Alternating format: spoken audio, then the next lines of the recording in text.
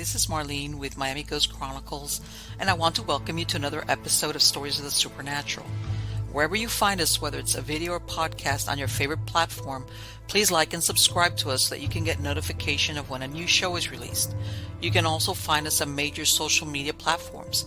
If you go to miamighostchronicles.com, you can find links to the videos or MP3 files, which you can download and enjoy without commercial interruptions. If you're into classic horror, ghost, and adventure stories, I narrate Nightshade Diary, and you can find links at nightshadediary.com. If scary stories are your bag, and listening to encounters with cryptids, ghosts, dogmen, and other weird creatures sends a shiver up your spine, then go to supernaturalstorytime.com for links to our weekly podcasts. Noteworthy news about the paranormal world, true crime, conspiracy stories, and anything that is just plain weird can be found at eerie.news or visit the Stranger Than Fiction Stories tab at miamighostchronicles.com. Please subscribe to my newsletter on Substack. Just go to mppellicer.com for a link. I want to thank you for being part of my audience, and I think you are all wonderful. How's everybody doing? Good. I was doing a mad scramble for the Enforcer. Yes. Yeah, everybody's asked me. Yes, it's just got water in it for my dogs. They're all pretty good. They're calm, but in case they decide that they want to be like, I don't know, agitated, this like usually it's like, oh my God, she's got the water gun. Yeah. And it's really funny because I'm telling you, everything happens at the last minute. Right before I was ready to go, I have where's my bag? Of wasabi peas. Okay. This bag will last me a long time because I can only handle like a little bit every time. Well, I spilled some of it. And my dogs are going for it. And I'm like, stop. I have no idea. I don't think wasabi, but it was like, and I'm thinking my dogs are going to, if they do, wasabi's going to be too strong for them. But I had to keep them away from them. They're like little piranhas. And I'm looking at them and you guys are acting like if I never feed you. They're little hogs. They're well fed, believe me. And they're going after this like, okay, if it fell from where she's at, it's got to be good. So yeah, I had to do battle with them. Like, leave the wasabi peas alone. Anyway, last week, oh no, see what I mean? They all one bark and everybody wants to join in. It's like, what? He barked? Oh, we did do that. Like I said, I didn't do the live Halloween, but I did put out a Halloween show. Okay, so you can find it. It's everywhere. First, the video and the podcast version. I did it with my wingman. And now, in other words, here's Halloween in the rearview mirror, and I'm going to complain because, as you can tell, I'm just digging in my heels about we're coming to the end of the year, we're going into a new year, and it's like they're leaving. What happened to Thanksgiving? Everything is Christmas, Christmas, Christmas, and it's like, okay, can we enjoy this a little bit? Can we just get to the Thanksgiving part? But the only place that I could say, and even then, it's really part of the holiday setup is like if you go food shopping, they've got all the cranberry sauce and all that. But as far as decorations, minimal Thanksgiving stuff. And it's like, stop it, slow down, let's slow down. Everything is holidays, Christmas, and then of course the end of the year, and then we will be in 2024. And it's like, what happened? I'll go back to my original, my point of reference, which is like, man, the other day was Y2K. The world was coming to an end because computers couldn't handle the 2000 format. And here we are, 24 years later. Obviously, the world didn't end. The economies didn't crash, et cetera, et cetera. So there you go. But yeah, that's I'm still on my rant about, like, God, can we just slow down a little bit and enjoy things for what they are, in that moment? I mean, I'm into preparation. Don't get me wrong, but and I guess this is my thing. When we moved up here from Miami, I got rid of all my decorations, and when I moved up here, I promised myself, you know what, I'm going to buy all new stuff, whether it was for Halloween, Thanksgiving, Christmas, and I put all this stuff away. And when you go in there, and there's a gazillion million decorations. I'm like, how often people buy decorations? Usually, these things are good for years, unless you leave them outside. And again, what can I say? It's talk about consumerism at its best or worst, depending on how you look at it. Anyway, let me get off my soapbox. Let's get on to the good part. The good part is who is the guest. And this is the first time this gentleman has been on Stories of the Supernatural. His name is Alan Slonaker. Slonaker. I have to ask him how to pronounce that surname. And he is a native of the city of Richmond. He grew up in a Victorian era home in the city's downtown. It was there that he had his first brushes with the paranormal. Alan was exposed to the city's history and lore at a very early age. That sparked a lifelong interest in history and the paranormal, which ultimately led him to join CPRI, which stands for Center for Paranormal Research and Investigations, in 2007. In joining CPRI, he was thrilled to find a group that approached the study of the paranormal in such an interesting and professional manner. Alan currently serves as the regional director for Central Virginia. He has a bachelor's of science degree in criminal justice from Virginia Commonwealth University with minor courses of study in sociology and urban planning. He spent nearly 30 years involved in the public safety field, including search and rescue, EMS, and law enforcement. Alan has spent the last 20 years as a police officer, having served as a criminal investigator and now as a police trainer. His interests include almost anything involving history, almost anything Star Wars or geeky, and spending as much time on his Harley Davidson as possible. Alan currently lives in the Richmond, Virginia area with his very patient wife, Monica, and his two wonderful children. Help me welcome him. How are you doing today, Alan? Hey, how are you? Great to Good. be here. I tell you, I was once upon a time a fan of Star Wars, but mm, there's a before and an after, like BCAD. I'm hmm not a fan of the latest versions of the Star Wars, whatever saga. It's like, man, forget it. I did love Rogue One. I loved Rogue Oh, One. it had some highlights, but I was And I like, liked Solo a lot. oh. I loved Han Solo. I don't know why they did that. Yes, the Han Solo movie was great. Yeah, He was great, but they I don't I don't know what they did to those characters. I'm very unhappy. I just don't like. Oh, I you know, having been around when I experienced these movies when they first came out, same here. you know, it was like you've killed all the interesting characters. I don't know. It's just like I'm not happy. I'm one of those that it swears up and down that what's her face, Kathleen Kennedy, did in Star Wars. I agree with that. There's There's a lot of them out there's there. there's there's some nuggets of truth there. Okay, all right. So anyway, I had to throw that in there because everybody thinks that only men care about Star Wars. It's like that's not true. Nah, that's not That's true. not true. There's a lot of fans out there that are like, huh? And Han Solo gets killed off by his own kid. Is like, really? That's how you're gonna, get rid of this poor character? But anyway, I mean, at least have him go out like, no, okay. I could get into the whole, whatever. Like, there's ways to get rid of characters, and then there's ways to get rid of characters. But anyway, mentions in your bio that you were living what as a kid in a haunted house, or something was going on there. Um. So you were asking about my surname? It's Slonaker. Slonaker. I'm sorry.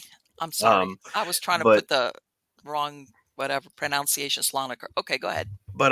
I know it was a late Victorian house that I grew up Mm-hmm. in a neighborhood called Oregon Hill in the city of Richmond, up here in Virginia. It's built in 1898, Okay. and my father bought it in 1969, Okay. and he bought it from the family that had lived there for two generations, Okay. and Wow. had actually built the house. And That's cool. so my dad passed in '03, and my mother sold it and moved in '04. So Okay. in 106 years, two families resided in that home. That's very rare, by the way. And um, so growing up there, we had a fair amount of, I guess, what you would call non-interactive type activity.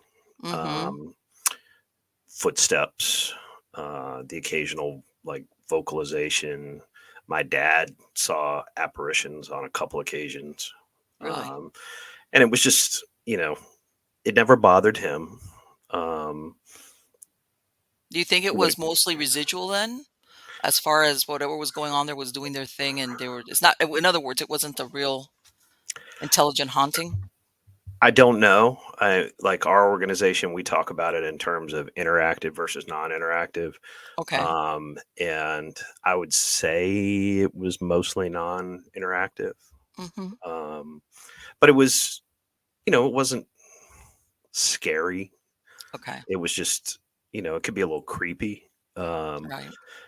but I remember as far back as I have conscious memory, just being interested in this, just kind of curious, fascinated.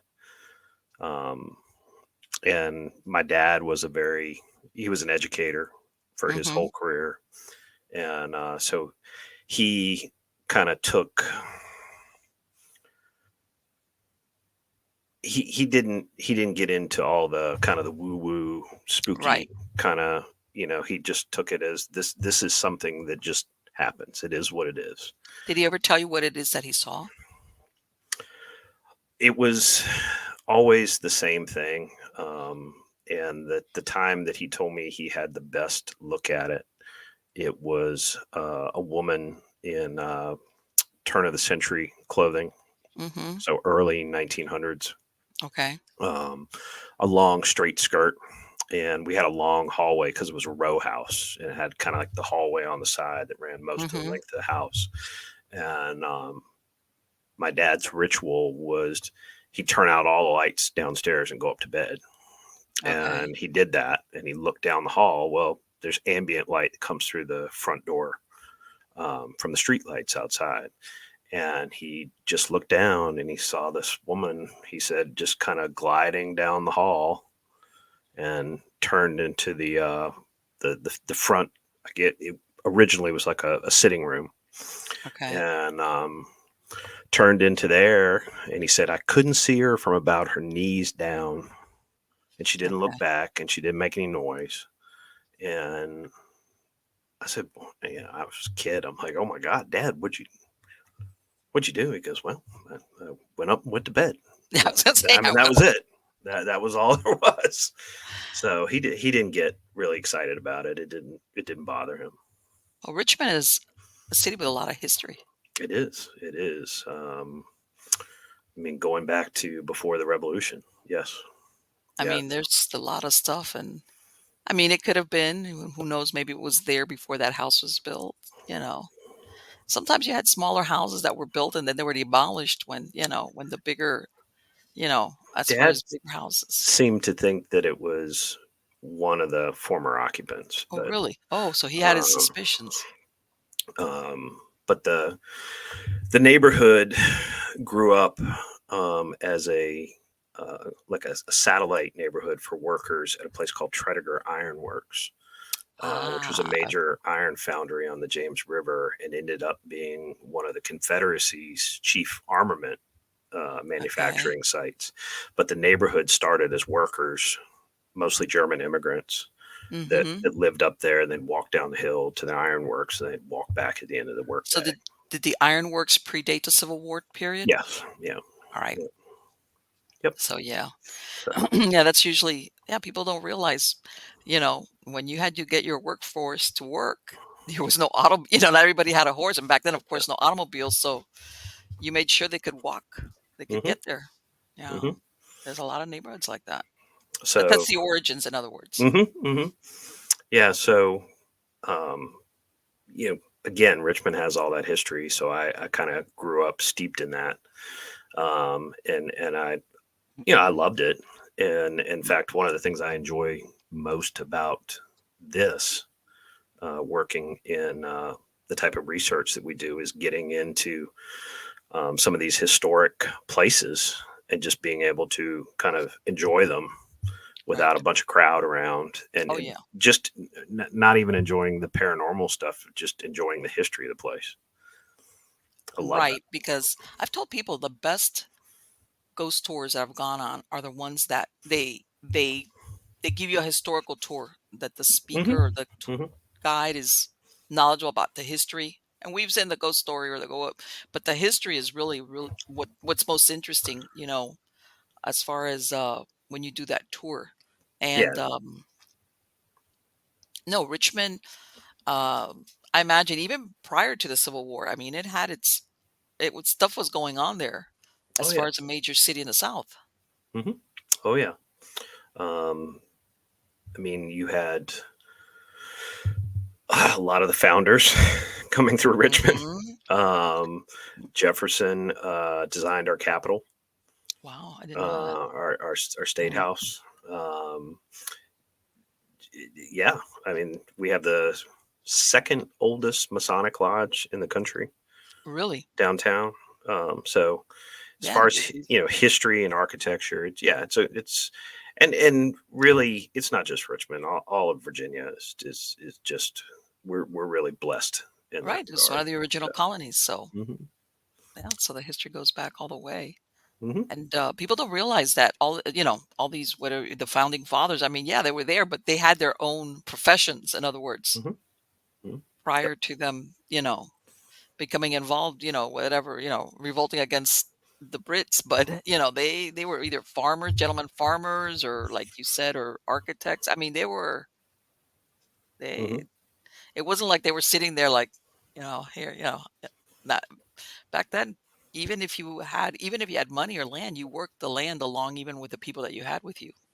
Yeah, That was yeah, that was that was and we've been blessed as an organization to have access um, to some really nice historic sites, and to be able to go to these sites uh, sometimes over the course of many years and right, conduct ongoing research, which based on how we operate as an organization, we want that repetition, and we want to see that our findings remain consistent over time.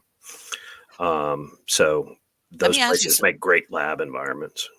oh yeah, let me ask you, don't sometimes even the docents or the guides have the best stories because they're there usually either before or after everybody leaves?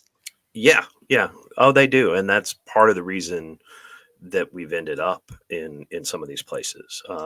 We have, uh, I say it's kind of one of our big recurring sites is a property called Bacon's Castle, and is Okay, located in Surrey, Virginia. all It is right, the opposite side of the James River from roughly the Jamestown location. And the building itself was originally constructed in 1665. okay, There was a family that lived there prior to that construction, so almost, I mean, shortly after Jamestown. But right. this I was about to structure, say that. I was like, wait a minute. yeah, this structure was built in 1665 and had a major addition done in 1854. Okay, It's the oldest brick structure in British North America, wow. and it's just a beautiful piece of property, and it's had reports of uh, paranormal Mm-hmm. activity, if you will, for 200-300 years. I would say so. And of course, that includes things that staff at the building have told us, and they are operated by an organization here called Preservation Virginia, which maintains a lot of the state's major historic properties. And they invited us in over 12 years ago. That's Uh, very to, nice of them because I've heard of some groups sometimes that they try to get into historic places like that, but they run into a problem because they don't let them access it after hours. and I like to think that the reason we got that, and the reason we've maintained that relationship over time, um, is just the nature of how we as an organization operate. Okay. And I like to think the level of professionalism that we bring. Sure. So that has really helped us. That has helped us forge some good relationships, Absolutely. and to ultimately open up some other properties where we can conduct research at. But the thing I think that sets us apart is we view ourselves, and we are a 501c3 Hmm. nonprofit, educational nonprofit, but we are a scientific research organization. Right. We follow the scientific method and the Exactly. experimental model. And we're not going in there doing crazy stuff.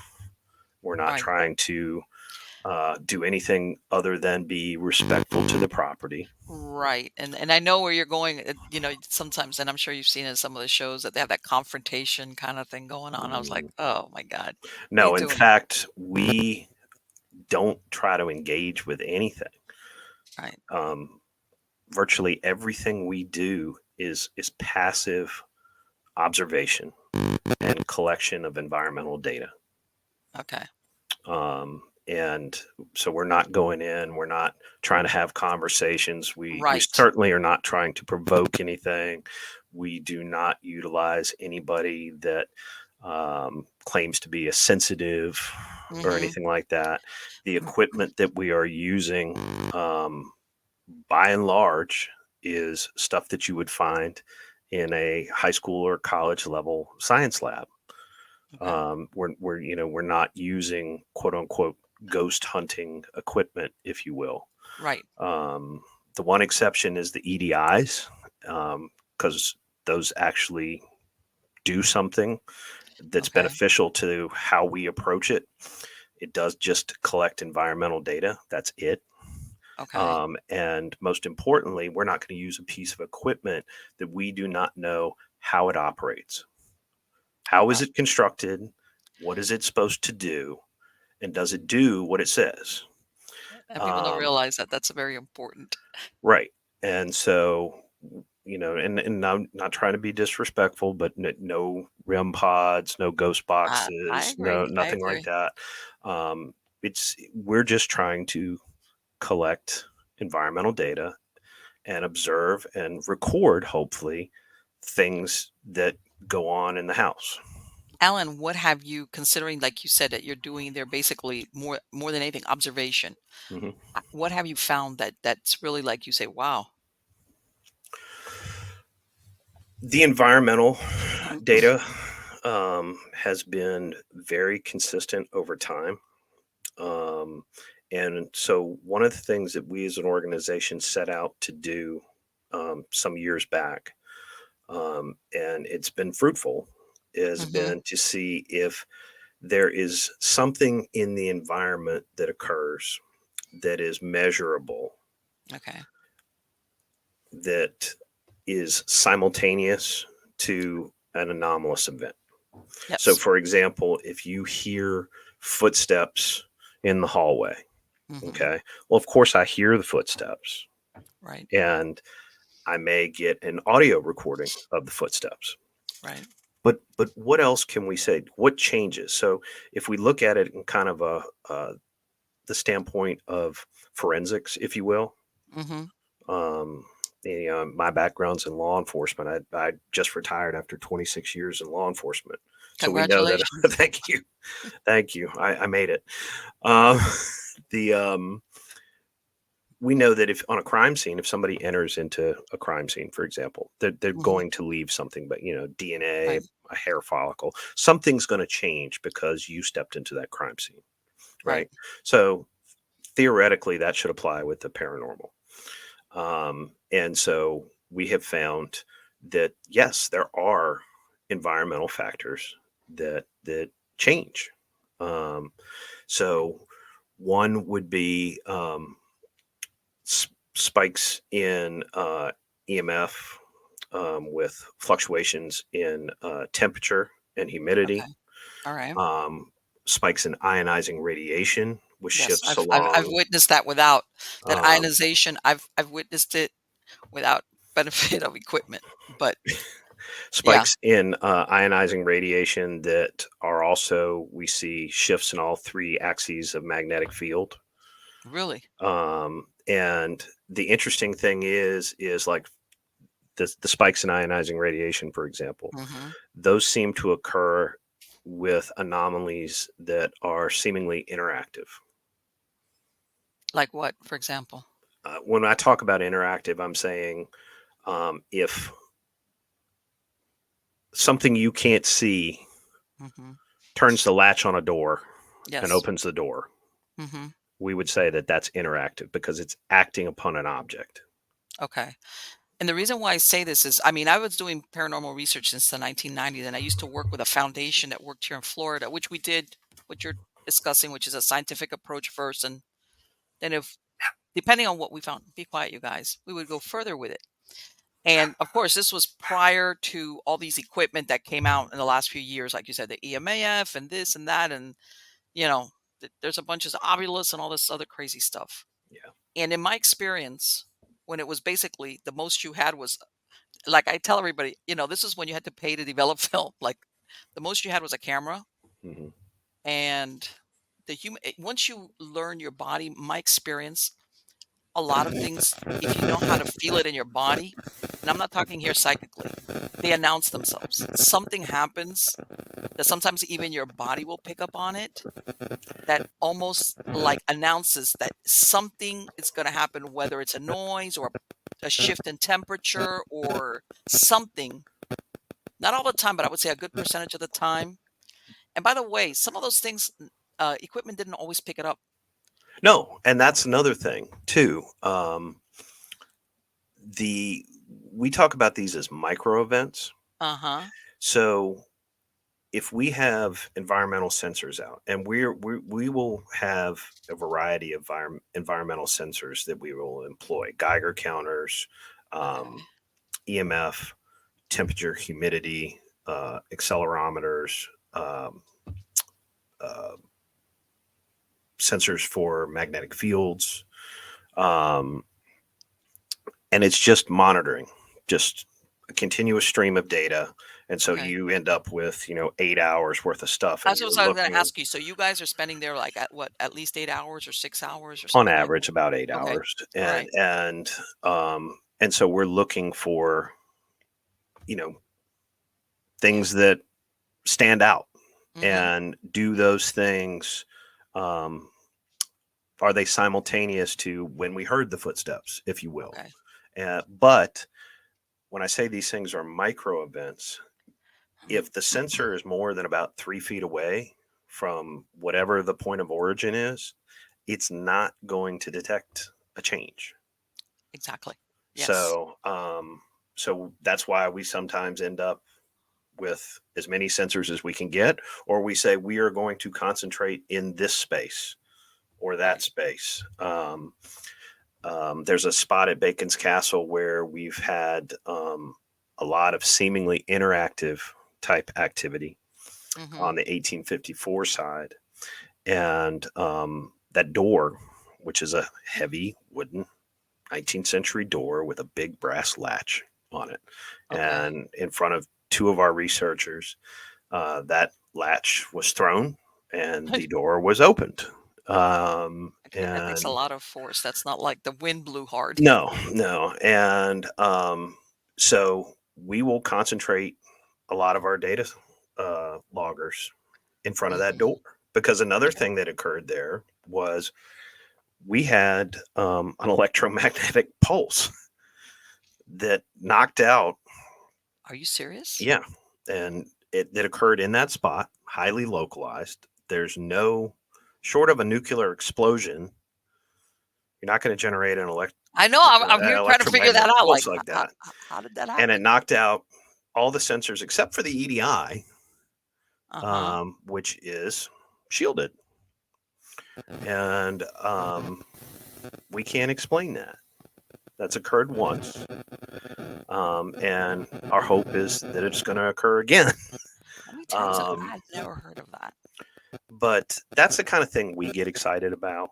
Sure. Is something that is just, this should not happen, Right. I but was it going to say, has. when I imagine when it affected all your equipment, Mhm. I take it. It's like, you could reason away maybe one piece of equipment doing, you know, Yeah. but when you're seeing, I'd be like, oh, okay.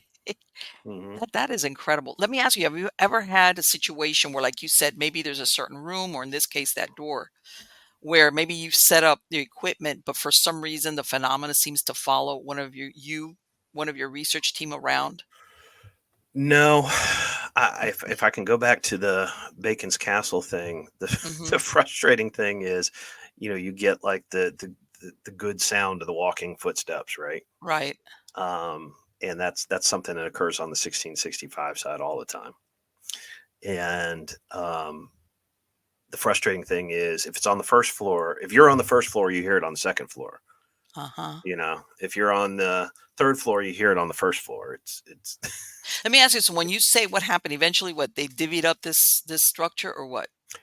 it was an addition. The 1854 side was a major Oh, I say, addition. okay, I understand now. In other Yeah. words, so, and is there more, because I hate to say it's old doesn't always mean more haunted. Sometimes the newer stuff will have phenomena, Uh, even if it's newer. it's I I can't speak to that. I Right. mean, who knows why those things are. Um, Right. I will say that the activity on the 1854 side is seemingly interactive, and the Right. activity on the 1665 side is seemingly non-interactive, Right. which is interesting. And why is that? Well, one time I had an investigation. This was a residential home, and this was originally this was along the St. Lucie River, which back in the 20s they had a lot of fishing camps there. The original part of the house dated back to then, where people would go there the winter and go Mhm, fishing. The phenomena eventually, they made an addition to the house into modern times. The phenomenon was strictly seen on the original structure, which was on the north side of the house. In other words, the way mhm, it was, it was really the middle. That side was where all the phenomena. And after a while, you realize nothing mhm, happens over here with the additions with the other bedrooms. mhm, Everything was on the original part of the house. Which, unless somebody told you, hey, this is there's it's got two time periods, but which led us to believe, okay, this goes back to probably when this was like us. It was like people would put like cabins out by the river. mhm, They mhm. would go out there, and this is what we were thinking. So It's we don't really have any idea why. right. Why is it that way? Why is it different on one side? Why as opposed to the other? Um, the most, I mean, like there was an addition prior to 1854 that was Mm-hmm. wood, and that was Okay. broken down and uh, otherwise reconstructed into what's now a caretaker's house, and has been for a very long time. Okay. Um, and there's activity in that, and the activity in that is very different too. So what did they do? They repurposed the materials, is what you're saying? They I believe so. I don't want to get Okay. too out in front of the history, but Okay. that disassembled. I don't know if in whole or in part, but the caretaker's house, which is about 100 yards away, Mm-hmm. um, and that has its own activity.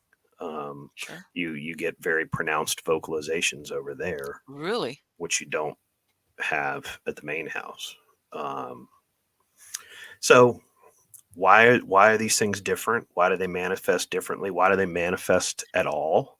Um, Have we you been don't know. able to compare it to any of the stories that you've been told by caretakers that it coincides with what they've told you? A lot of what we have found has been consistent with what staff has told us Okay. from their experiences over the years. Staff has seen a lady in white, reportedly, on the 1854 side. None of us have witnessed that All right. in 12 years. Um, and in fact, I'll just say this: for people that are interested in this field, visual phenomena is not common. It is not. It is not. Um, It is not. I can almost count half a dozen times that I've encountered Hmm. visual phenomena, Yes. and we've had visual phenomena out there two or three times Yes. that I can say conclusively we saw something. Hmm. And only once did we get something that was, well, no, I take that back. Twice we got something on video, but it's very rare. It's very rare. Most of what you experience is things you hear. Yes. It's Um, almost like it's easier for auditory phenomena to occur than materialization. As a matter of fact, what you described when your dad said when he saw this lady that he couldn't see below the knees, that's very common mhm. also, where people sometimes only see the lower part and not the upper body or And vice versa. all the visual phenomena that I've seen Mhm. has bbeen nothing like that. What have you seen? As a child, I saw a shadow figure. Oh, Since really? I got into this, the visual phenomena that I have seen has really been limited to balls of light, flashes of light, balls of just jet black. Saw that in one location, um, Right. and um, yeah, balls of light and, Okay. and Well, and and black masses, if you will. I've seen that a couple times. that's Um, inside or outdoors? the black stuff was seen inside. Okay. Balls of light outside. Let me Um, ask you, when you saw this, how did you feel? I mean, physically. Did you feel, in other words, how can I tell? I mean, one thing is the reaction to what you saw, or did you experience something physically at the moment you saw it? Like, I don't think I experienced anything no, physically. No. that's More interesting. of a. I mean, the two black things that I saw were in environments that might have been a little unnerving, if you will. But the the um, the light phenomena, Right. like I said, balls of light. There's one at Bacon's Castle that's green. It's probably no bigger around than a golf ball at Let me best. ask you, because I gotta ask you, what were the environments? Because if what was, I can't, in other words, and the reason why I'm asking you is, was it like a regular, were you doing an investigation? Was it something, or were you primed, or how can I say it? One, Or was it uh, due to special awareness because, maybe like you said, if you're in an uncomfortable situation or location where mhm, sometimes you become a little bit more hyper vigilant, mhm. you will pick up on stuff that maybe in another setting you might not have seen it or become aware of it. Are you what phenomena are you referring You were to? the black mass, the ones that you said that they One were was no. at a residential, and I'm just going to leave that there. Okay. The other one was at a place called St. Albans um, I've heard of St. Albans. Sanatorium. Okay. I was gonna say It's I've heard in of Radford, Virginia. I think every haunted television show Yeah, has been to I know St. that Albans they at all least go, once, they make the circuit of the same places. and it is it is a genuinely creepy place. I mean, just even if It is. nothing. I would say it goes without saying, even without investigating, that if you go to a place like a prison, especially these older prisons and these asylums, of course you're going to get, I think, phenomena there because of what took place in its walls repeatedly for years and years. It's like talk about the worst. Well, yeah, and there's another school of thought that and this I'm speaking theoretically here, Hmm. but there's another school of thought that says we do this. In what sense? That we can, as far as witnessing it or feeling it or what? That you'd have a place like St. Albans, Hmm. that is known as this big time, Right. It's got the haunted nationally reputation. recognized, crazy paranormal environment, and so people go there, Hmm. looking for this, wanting this, Yeah, and they're that primed. somehow, one way or another, we ourselves are creating this phenomena within that environment. Oh, absolutely. Absolutely. There's a Um, bunch of people that do that because they're like, it's like they're kind of disappointed if they don't. mhm, And like you said, maybe a regular shadow that's just from the window, all of a sudden it becomes the shadow of the shadow right. man. Absolutely. And Absolutely. but there's some indication that maybe that is happening. Let me ask you, do Um, you think that places like that have, whether you want to call it, there's an imprint of the fabric of the place because of the human emotion? By this, I'm not talking like an active ghost. when I say ghost haunting, I'm talking that there is something about that place because of the human emotion that's been lived within those walls for so many years.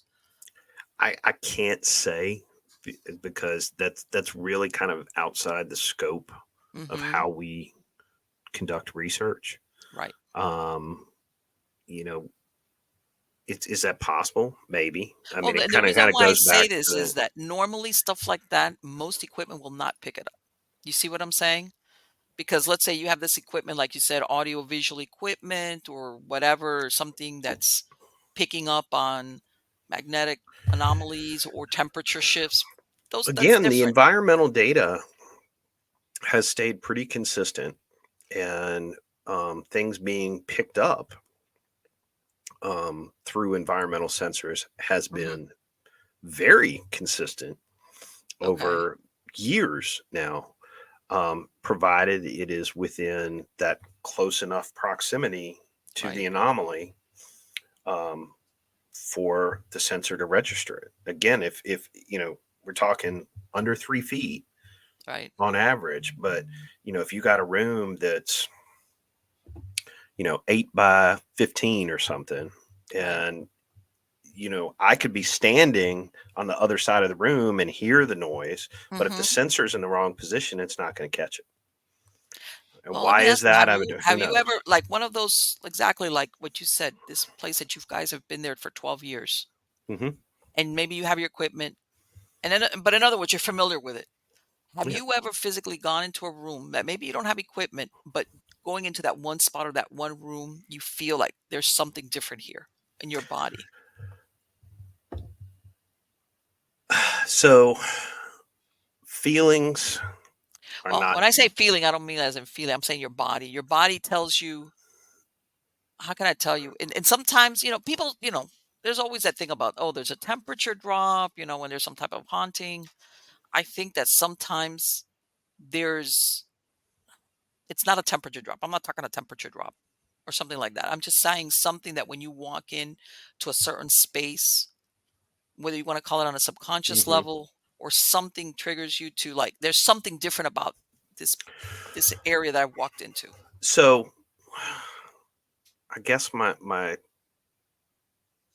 answer is a little complicated. So Go ahead. on one end, you know, 26 years in law enforcement Hmm. teaches you your gut likes to tell you something. Okay. Pay attention to your gut. Sure. But my gut is not data, Of course not. right? So what I'm trying to do, what I think all of us are trying to do, is stick with the things that we either can measure with our devices or we Hmm. can say, I saw that, I heard that. Feelings start to get, that's it's very subjective. It's not Sure. quantifiable. Sure. Um, and just to kind of explain a little more, when we go into a place, right, Right. we know in advance where we're going to put our equipment.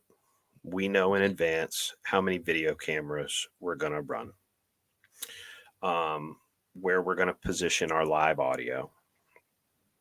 And we set all of that up. We usually have a detailed diagram of the property, Right. like the structure, and we get out of the building, Okay. which is very different again from a lot of what you So see what are on you saying? You television. guys leave all these things running and you're not there? So we set up the cameras. Okay. We will set up live audio, which is usually a DRO5 that is linked by a cable to our laptop, our primary computer outside. And we will have monitors for our video cameras. And we will set up outside and we will be able to see what's happening in the house. We will be able to listen in real time while also recording in real time Okay. to what's happening in the house. We may set up uh, handheld recorders in other places running simultaneously. And then we're outside and we have a logbook. And, every squeak, knock, bang, ping, this, Right. that, or the other, we're noting the time. in the Right. log and what was heard. And if somebody goes in, so and so and so and so went in at this time, then came out at this time. Um, and So in other words, you can account for, like if somebody did something, you say, okay, this happened and it's explained, in other words. and all of this stuff this will go into a database. It is assigned a case number. All of our video and audio and sensor data goes into our database. Um, it serves as a central repository in RMS for all of our cases.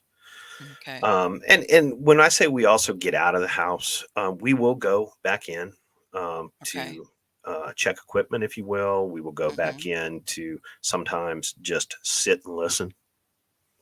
And you know what? And Um, this is, and the thing is this, and I admire, because methodology when it comes to something like that is very important. But that has always been the problem with, either if you want to call it the supernatural, the paranormal, that sometimes it's not quantifiable. You can't reproduce it like in a lab, okay, on demand.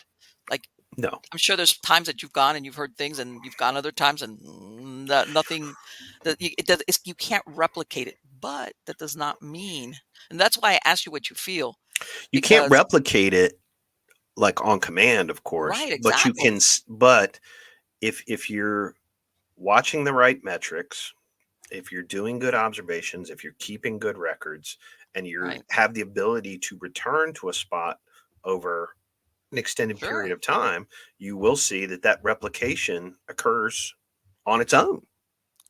But, and the reason why I get this, because I had this experience as many years as a researcher and investigator. Sometimes the human body, and by this I'm saying somebody that's not primed, somebody that has experience, and especially in your case where you have you've been there before. In other Hmm. words, there's not that, like, I don't know what's around the corner kind of feeling, Right. where the body recognizes something Hmm. that you, like I said, the equipment might not pick it up, but you yourself feel like, okay, uh, what, there's something here that, Something puts you at unease. and You whether know. it's unease or you feel a shift in something. And like I said, and that's not always that temperature drop that everybody talks about, like, oh, the temperature just dropped. Sometimes it's something that, if that your body and the reason also why I say this, I consider, I'm a subconscious behaviorist. And, like, when you said earlier that after so many years in law enforcement, basically it's your subconscious mind that's feeding Mm-hmm. you, tapping you on the shoulder, telling you, hey, you know, based on your prior experience, be careful with this. Hmm. That there's something in us, I think, as humans, and I know, of course, you guys are going it from the strictly scientific point of view, but especially after you do this type of work with paranormal research for a while, I want to say, for lack of a better word, you become your own instrument. I think there's definitely merit to that. Um, we are, despite whatever we're trying to do, human beings at Hmm. the end of the day. And like I said, part of being human is having that gut instinct. Um, so yeah, I think there's merit to that, but I think if I was to say anything to other people that are doing Oh this kind no, of thing, of I'd course you say can't say. be I very felt. cautious of how much you play into that, Sure. because can become a rabbit hole. Um, and so, for example, if wow, I got a headache. I get a headache going into this room, or I feel nauseous going in this room, or something's kind of making me twitchy in this space. No, that's You know, not we good. we have one of those. We have a guy in our organization who has a really pronounced sensitivity to high level of EMF. Which will give you a lot of weird symptoms, a lot of weird stuff. And like headache, I mean headaches, Uh-huh. nausea, the whole. So Yes. something like that happens. You're like, okay, well, what's generating all this EMF? Not Right. not what Yeah. spooky thing is generating Mhm. all this like what is here? Is there an electrical box? Is there poorly insulated wiring? Is there something under this floor? That's the kind of thing. Um, Right, right, which a lot of we people don't realize. A lot of these experiences that people have had is EMF. They're basically suffering from, like you said, there's something going on there and they really believe it. You and you speak to some of these Mhm. people that, I mean, depending on the sensitivity of the person, they can have some very weird symptoms, Mhm. Oh yeah, especially if they live there. yeah, yeah, and so I agree with you. I think there's something to be said for kind of following your gut, but not to translate your gut into data. Well, no, of course, Yeah, because you're yeah, talking strictly data. You right. know, And I think you get into and I think you have folks in this field that do that. They go, I felt this, oh I no, let me thought tell you this, something. and they treat it as data, and it's not. Let me tell you something. They've let me pick my words here. They've bastardized this field. I hate to say it or hoard it out or I'm sorry, but for somebody that's been around for as long as like I said that the most you had was a camera and maybe a recorder back then, if that, and not even then. With Well, all this stuff, it's become, and the thing is, I hate to say it, like simple observation sometimes or whatever you could capture or it almost became because in that pursuit of the proof, even if that proof was kind of like you see these pictures, hey, do you see that figure behind the window? And it's like, I don't see anything. That's a curtain. it yeah, and I And I'm think sure you know what I'm talking about. oh yeah, I mean it's a desire for Oh no, I know that. I know that. paranormal notoriety over Yes, increasing our knowledge base. sure. Um, you know, and that's why I said if somebody ever did a television show for us, uh, they'd probably be bored. Well, I don't think it's boring at all, no, but but you know um, what? A lot of people that watch some of these, and and all my audience is going, "Oh, here she goes again." I tell everybody, for all these people that see these shows, they think, and I mhm. go, "Do you know how many investigations you go that you're like, like Yeah, in other words, exactly. I mean, one, um, you may have a place that like again, I'll use the Bacon's Castle reference that is very active, right? um, consistent over time, but you may go in there, some nights and absolutely nothing happens. No, it's And not you like go on a. other nights and it's Let me ask you um now that you say it, have you found any type of pattern, either anniversary, weather, time of the yes. year? What is it? Okay. So one thing that and I hope you have a chance at some point to talk to our research coordinator, our director of research now, Who Brad is Bradley, okay? um, who came across this some years back. So Okay. NOAA, National Oceanic Atmospheric Administration, has Uh the huh. GOES satellite. They have several GOES satellites. There's one over the Mid Atlantic, Okay. and it is in fixed orbit, Okay. and it is a solar weather satellite. It measures fluctuations in the Earth's magnetic field. Okay. So, one thing that we stumbled across was that you can go to NOAA's website and you Mhm. can look at all their satellite data all day long, forever, if you're really Okay. interested. And you will see that the magnetic field information, you know, goes up and down and up and down. And, it's a graph over Right. time. That when that uh, when that activity is on the downward slope, Okay. that is when activity is most prevalent. When it bottoms out, Uh-huh. it seemingly stops, and it is as it's working its way back up, Okay. things are pretty quiet. They will resume to some degree um, once it goes back on that downward slope again.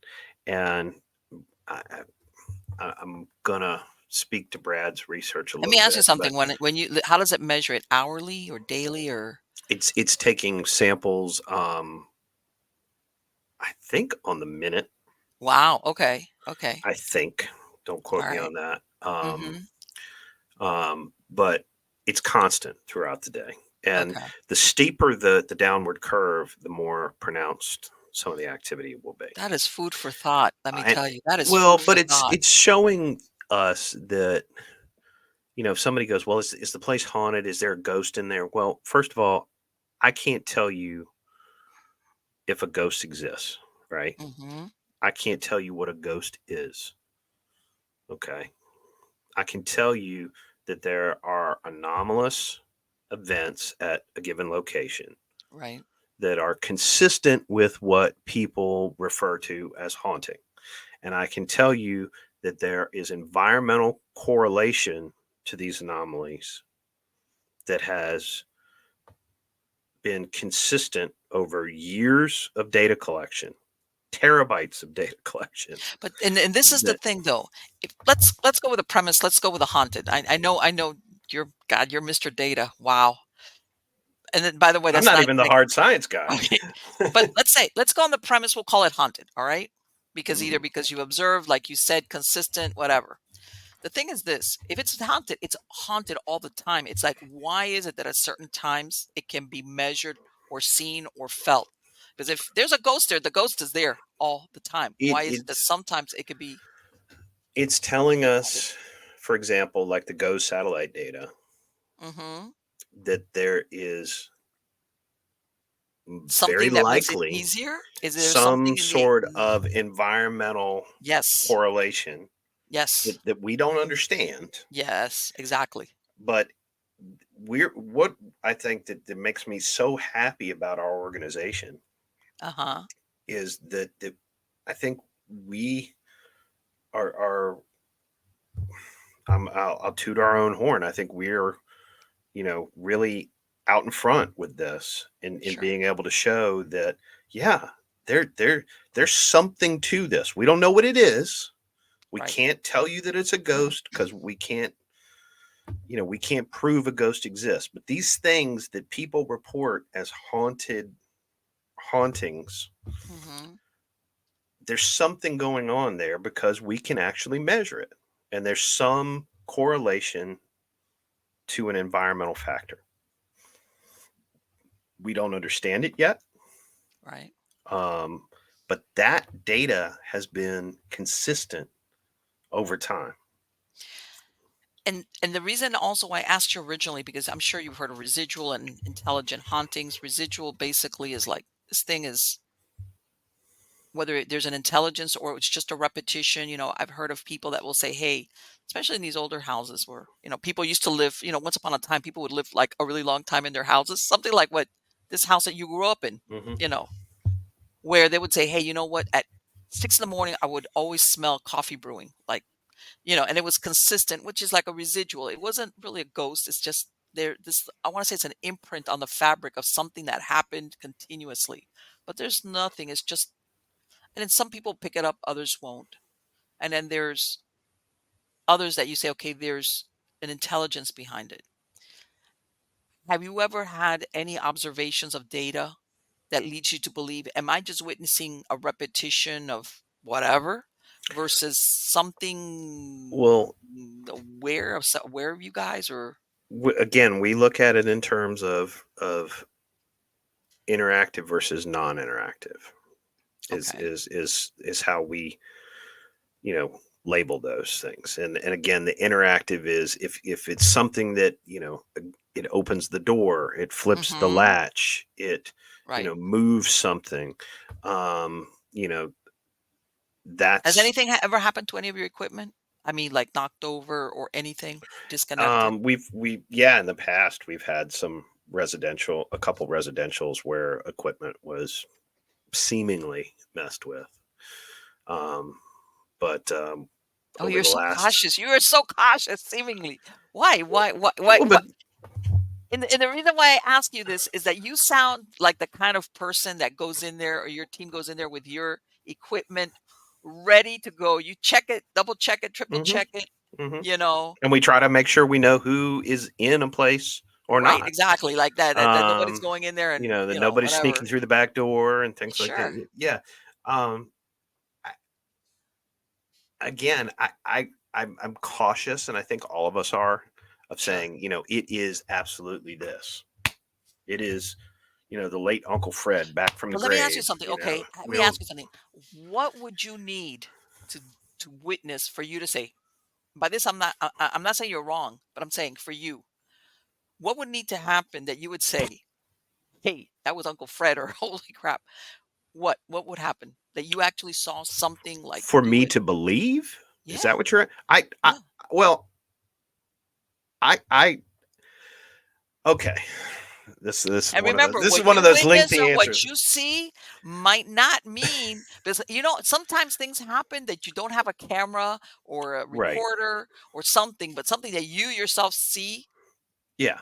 that you're like, Um. hey, And that too is that's a form of data. If I say, hey, yes. Brad, Tommy, I went upstairs Mm-hmm. and Casper was breakdancing in the hallway and I saw that and I'm pretty sure the camera didn't get it or nothing else got it. We'll log that as an experience. Okay. Um, And but that's why there's I no came down here to data. lickety split There's because huh? I'm just saying that sometimes it's like, but in other words, you're saying you do take input from your Yeah, observations I that are mean, if not. I see something and Mm-hmm. there's no recording or environmental data well, I mean, we're not throwing that in the trash heap, Okay. but it's only going to take you so far because there's nothing else that supports it. Well, So then you how's start this? looking at things in totality. But eyewitness data, I mean, again, I was in law enforcement for 26 years. Mm-hmm. Eyewitness data is good, but there are certainly flaws to it.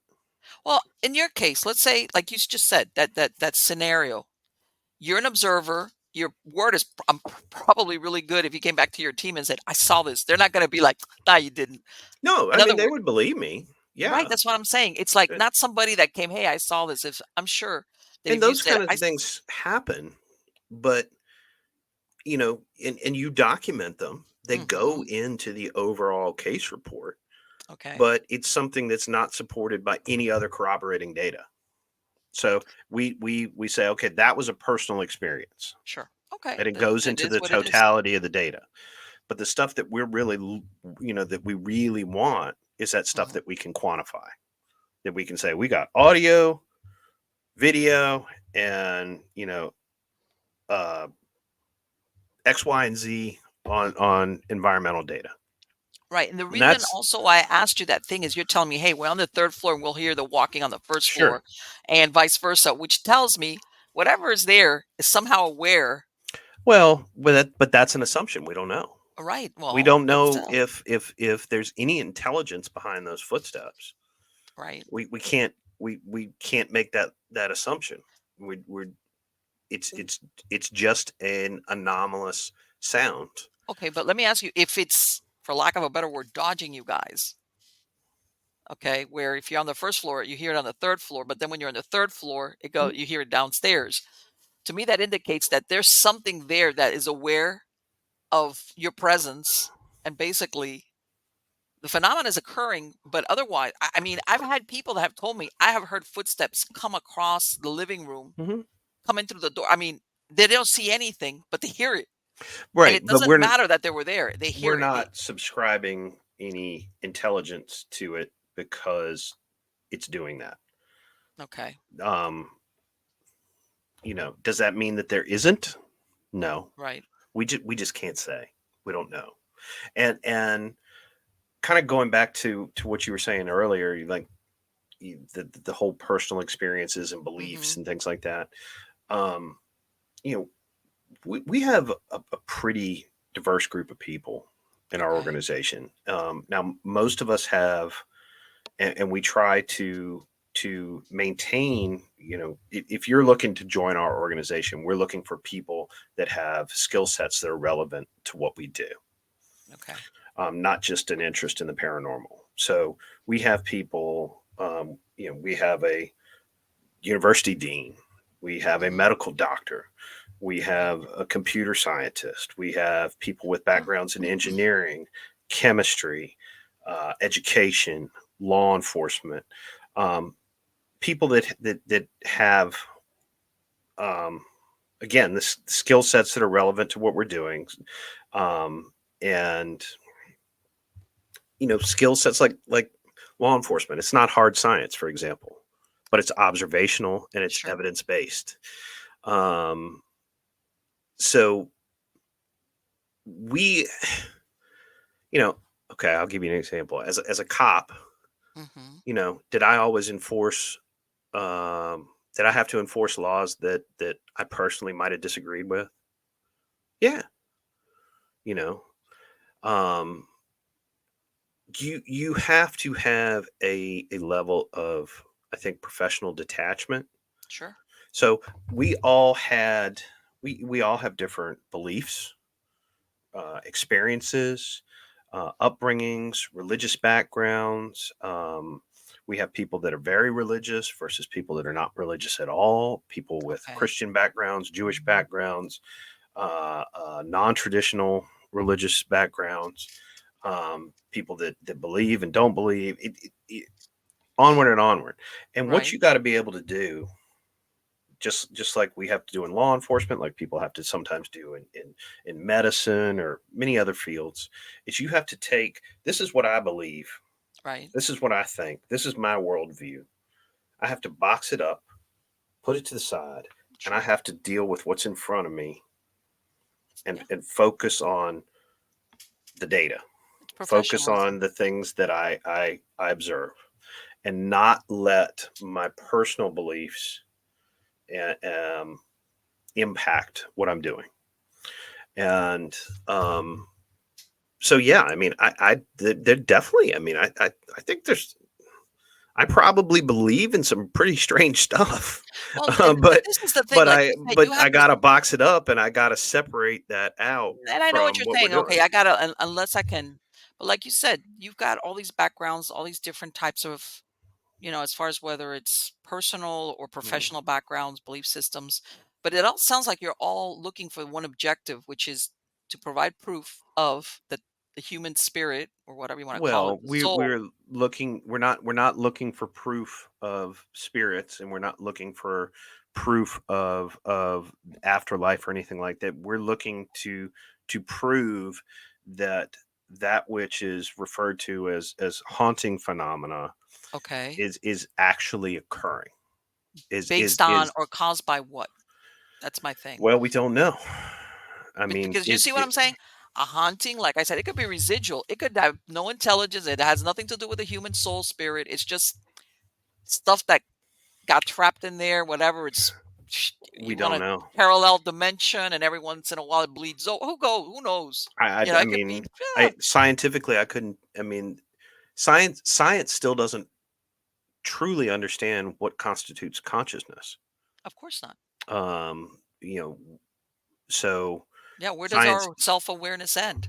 Does it? science definitely can say that a spirit, for example, um, or the survival of consciousness after the death of the physical body is even a scientific reality. Now, you have University of Virginia Mm-hmm. Center for Perceptual Studies, which Okay. is all into this and is doing some really really interesting work in a Okay. university environment.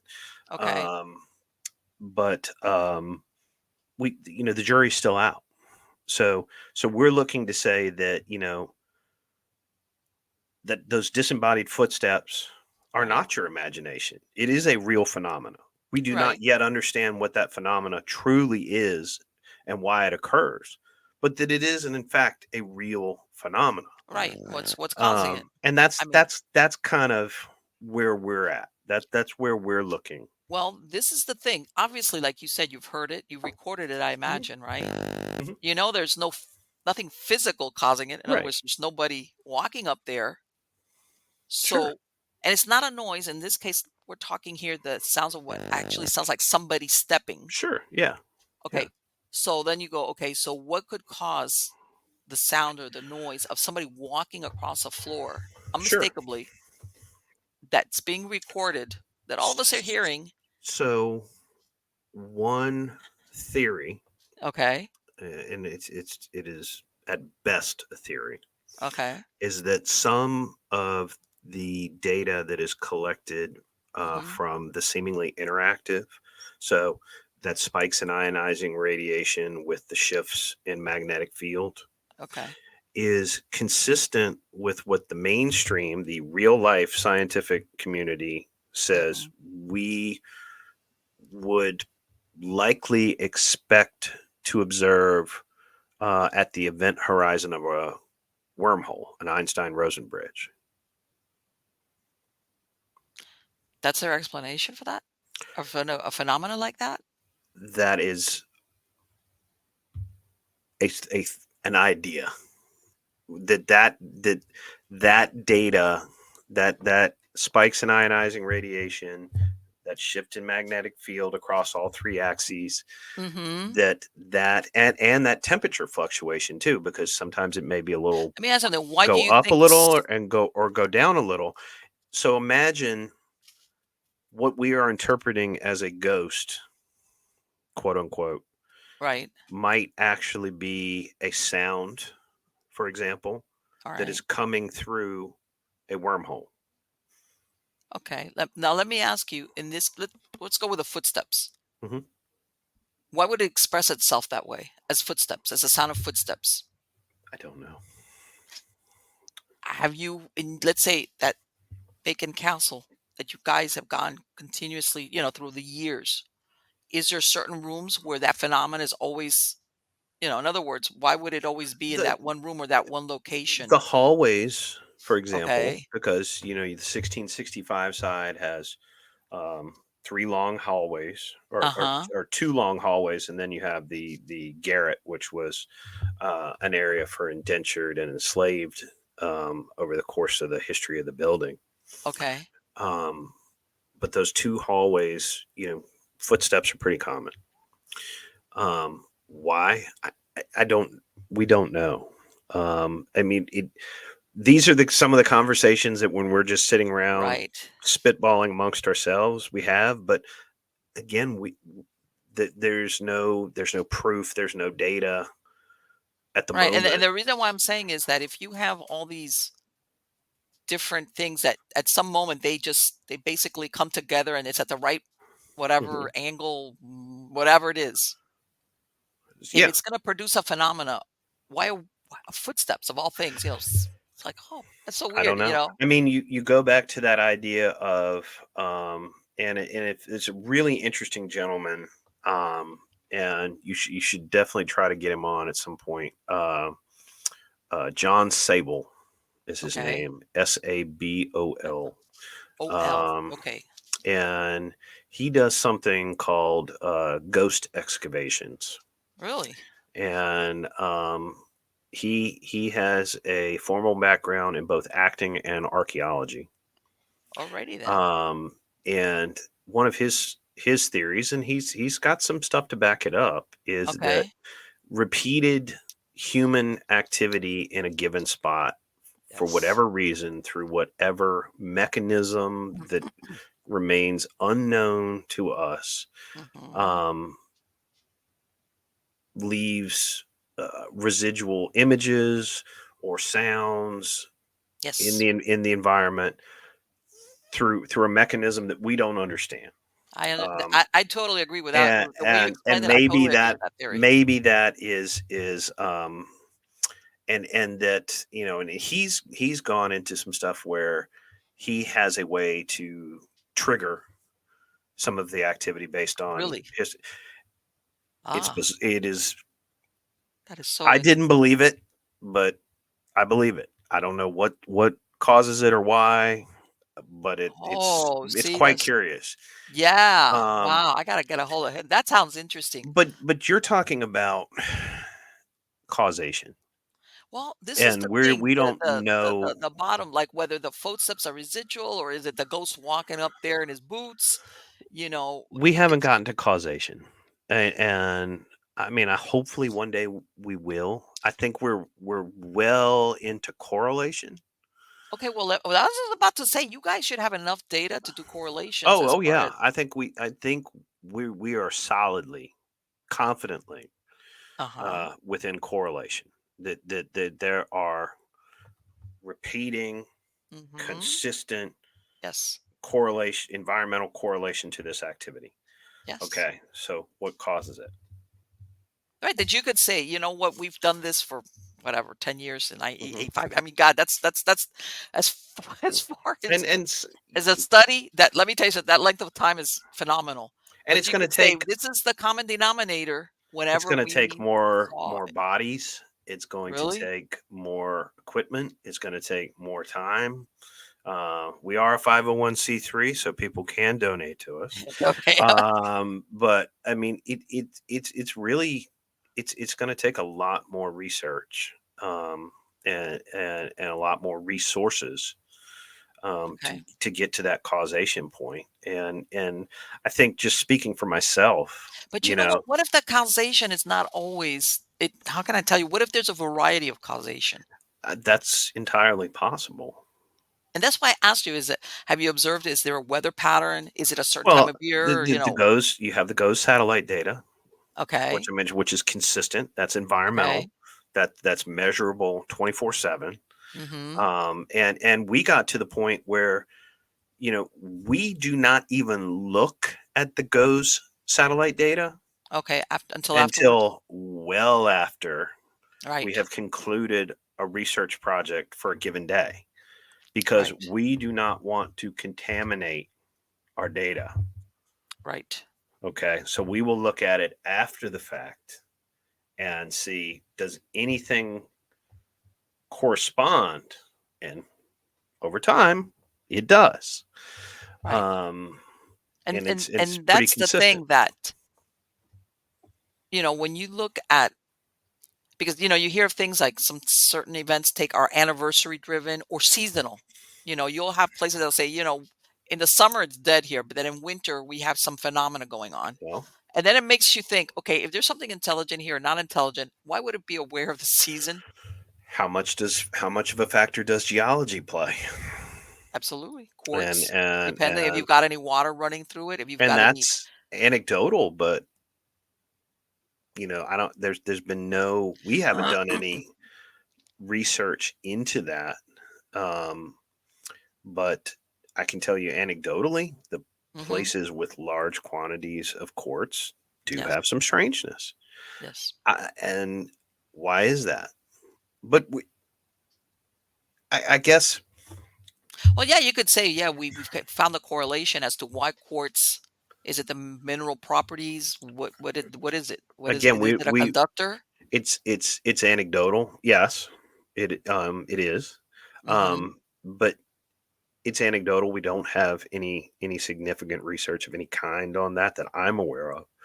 Um, but again, you're seeing all these things are Let me showing ask you, do you guys us. have you, and I don't know, you might not discount this because have you guys done any correlations with ley lines to any of the No, we places have where you've not. been at? Okay. We have not.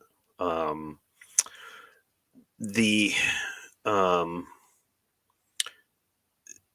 we're seeing all this stuff that, something's happening. There's something I feel confident in saying is it's valid. Which, I while we tend to provide some kind of cagey answers, I guess, if you can say, well, I can't say it's that, I can't say it's You this, know I who you're can't say, starting to remind you me know of? You know who what? you're starting to remind Oh me? my God, Oh my God, what's his name? Paul Politis with his missing 411 that he put for the love of Mike would never say what he really thought it was. I don't know if you've ever I'm heard of him. actually fascinated with his I work. know it's great, Um, but if if you hear him through the years, different interviews, but Paul was a they'll cop. try to interview him, so he'll say what he thinks it is. He, Paul Pilates was a police officer, yeah, I know, out in California, and San we Jose, I just think.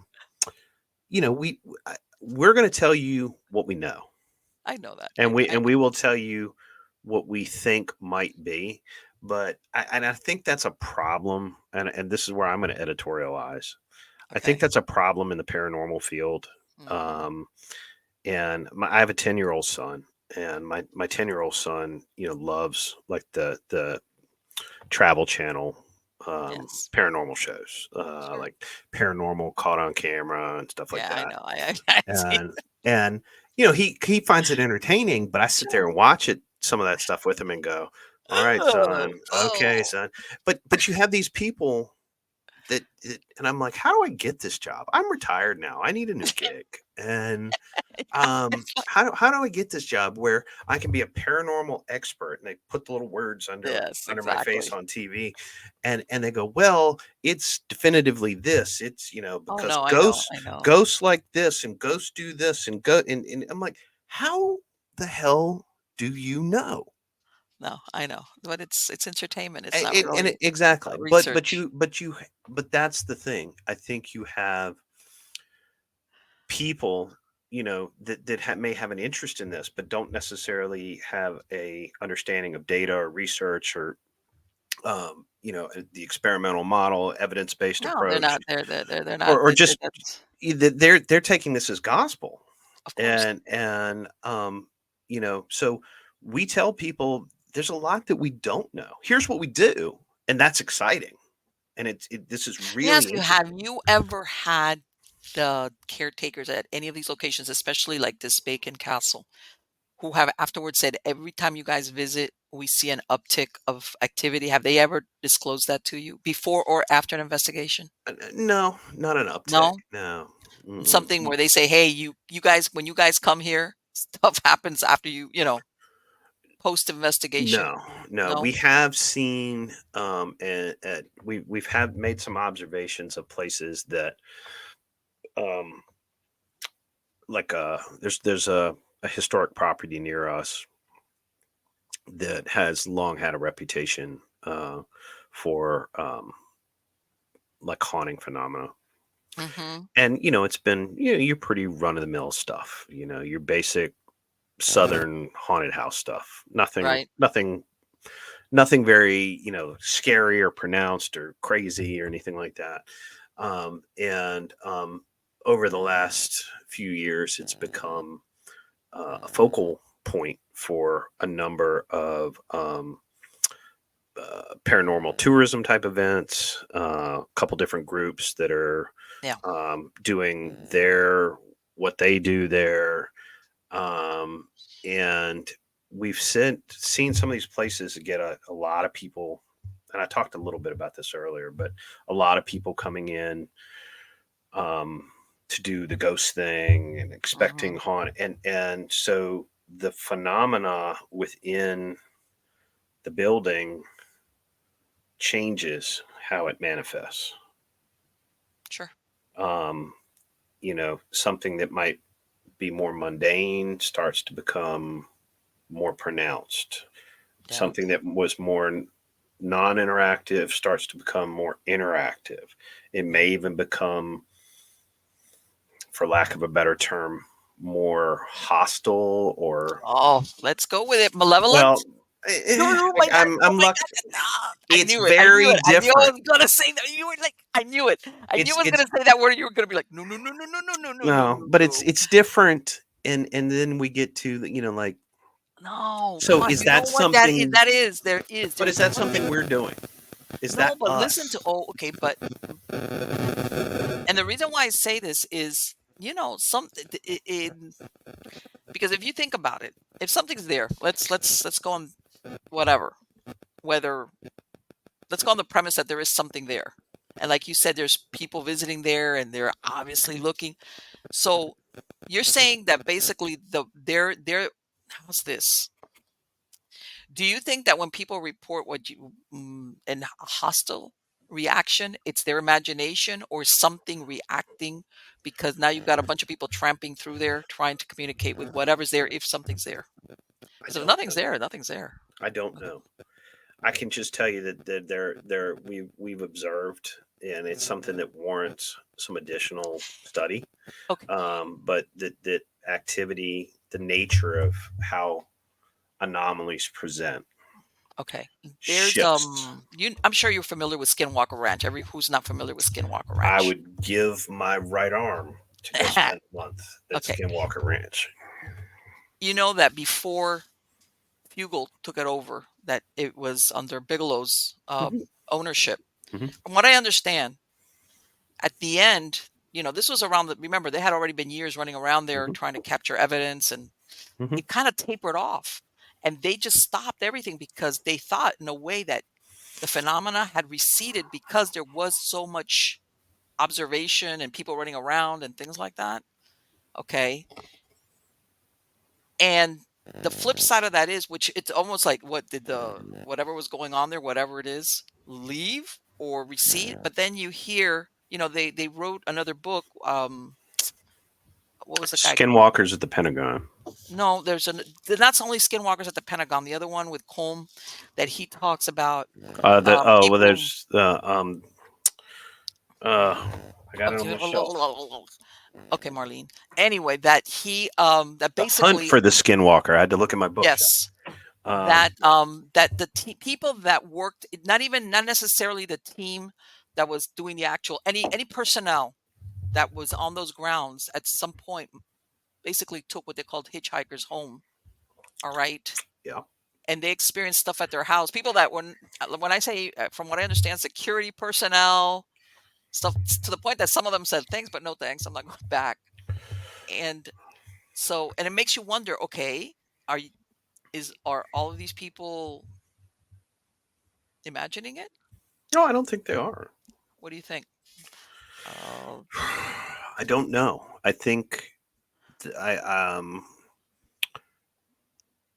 I think that the discussions that have been had by like folks like Travis Taylor mm-hmm, um, over the last couple of years, talking about an Einstein Rosen bridge and the whole wormhole thing, mm-hmm. uh, probably got some merit. I personally think they probably have some merit. I say I am not a scientist, nor am I a scientist on par with Travis Taylor. Right. But I think there's probably some validity to that. And there's also another school of thought that says, that there are places like Skinwalker Ranch that have, for whatever reason, whatever environmental factor, have a much higher propensity for strangeness. Okay. Um, you like uh, Mike Pleiades, the missing 411. I mean, Yes. he's kind of touching on that too with his stuff. Right. Um, the high strangeness, if you will.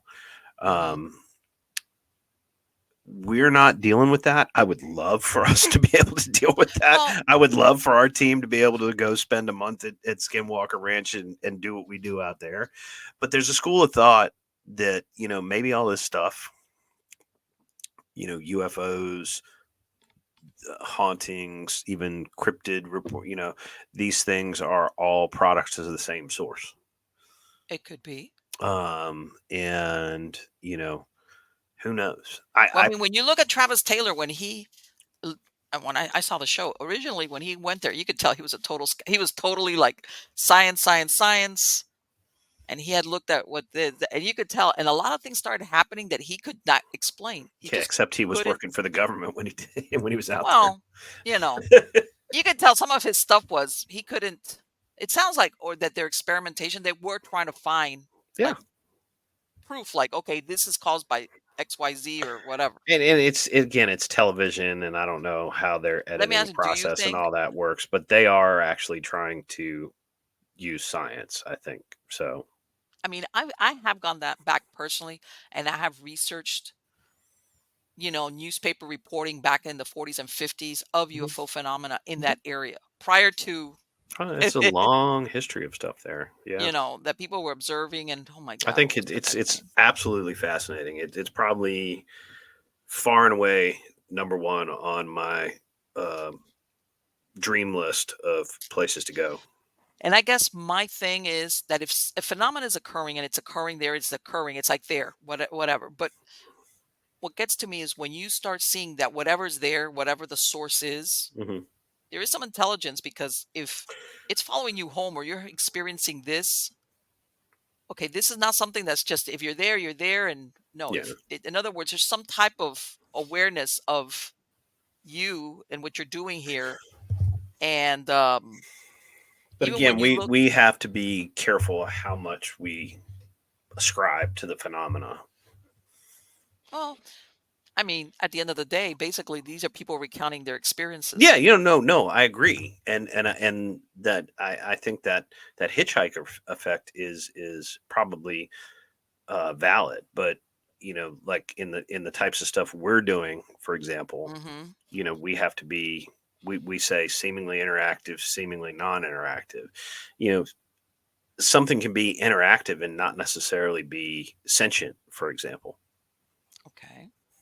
But and if you go by like some of the things that they've described, Oh yeah, oh it's yeah. like it's like how There's can I tell some. you? It's not only strictly a grays, with the big eyes. They've Oh, there described is some.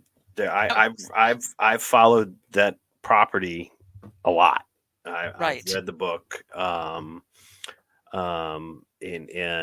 I find it absolutely 100% unbelievably fascinating. right. Um, but even somebody like Travis Taylor will tell you, they don't know what the hell they're dealing Oh with no, they're out not. there. And that I think that's why they can't like they can't, even despite I haven't seen this last season, but it seemed like every time they were trying to do And something, he will say, this is seemingly interactive, you right, know, um, and seemingly intelligent. Um, it's responding to some sort of stimuli, you know. right. Um, but again, who the hell knows what they're dealing with? Good I question, mean, huh? and yeah. So um, it just tells us that there's a lot of strange stuff out there, I mean, I've got to and ask you this. I've got to ask you this, Alan. Have you ever seen a UFO? no, again, I would love to. Okay. I would love to. I would absolutely love to. Uh-huh. I would love to see one before I go take that long dirt nap. Uh-huh. I want to see one. I've never seen one, Um, and I live close to the Ocala National Forest, which has got stories gazillion. It's like stop yeah. UFO hotspot, and it's like I never had that event. Not even the I lights. mean, I've seen a floating ball of light and a floating ball of light that moved. I don't put that in. I mean, I guess, was it flying? Was it unidentified? Yes, but I that was in the context of more of the haunting type stuff. Okay. So Well, um, there's a lot of stories about those floating lights that when people try to catch them, they recede. You can't ever catch them, and I they're want to seen at see certain the spots. structured craft. That's what I want to see. I want to see the structured nuts and bolts craft. Oh, That's what I want to see. so do you think if let me quantify this for you, qualify this for you. If there's uh extraterrestrials, do you think they're hostile or friendly or indifferent? All of the above. Oh, Well, it's a giant universe. okay. The ones that are around here. So you're saying basically there's more than one, or they It's just a feel differently big. about us? It's a big universe. It's a Of big course it is. universe, which means that the possibilities are endless, and the likelihood of finding all of the above are are are Oh there. no. The thing is that Uh, are they here? Do you think so? Obviously, what do you I think think they're they're here? here? Yeah, Personally, speaking for myself as an individual, yeah. I think yeah. I think we have been visited by some non-human intelligence, Okay. um, wherever that intelligence may be from. And if you listen to certain people that are, prominent in this field right now, like um, Luis Elizondo, Mm-hmm. uh, you know, and he's still very cagey because he's wrapped up in a lot Elizondo, I'm of like, NDAs, and not he I think you have to listen to what he says, and he talks about think bigger, like think bigger. So are these things from another planet or from somewhere else? well, they could be Or are they intra or interdimensional also. non? That's why they say, a lot of those folks are talking about it in terms of non-human intelligence. They're not saying extraterrestrials. They're just saying Yeah, of non-human course. intelligence. And so that means it could come from a lot of places. But yeah, we as an organization do not get into that thing, but I have a personal interest in that. Hmm. Some of our membership does. And I've been following the news cycle on the UAP front with great excitement over the last 4 or 5 years. Let So me I ask think you, this. what do you think that these, after decades and decades of saying that it was weather balloons, what do you think these congressional hearings, does it mean they're taking it seriously or what? Time will tell. I don't know. See, that's because after you see, you read all these stories, you become like a cynic. Like, okay, what's up? You guys been before everybody Uh, that popped their head up saying that they t- witnessed. time will tell. It's Um, like, but there's a lot of incentive for governments, plural, yes. um, not to come clean, or at least fully clean on the issue. Well, I think. What do But you think? But well, people, makes you think. Okay, what are people going to get upset? Like you knew this all this time, no, or it's amazing how many people are absolutely not following it or completely disinterested in it. Um, and those of us that are interested in that phenomena, um, the news cycle over the last 4 or 5 years has been really, really interesting.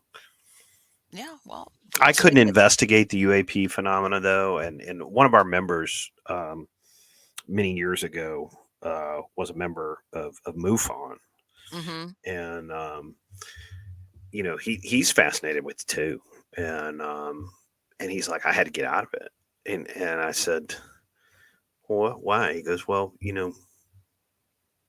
you somebody calls and they say, I saw this Right.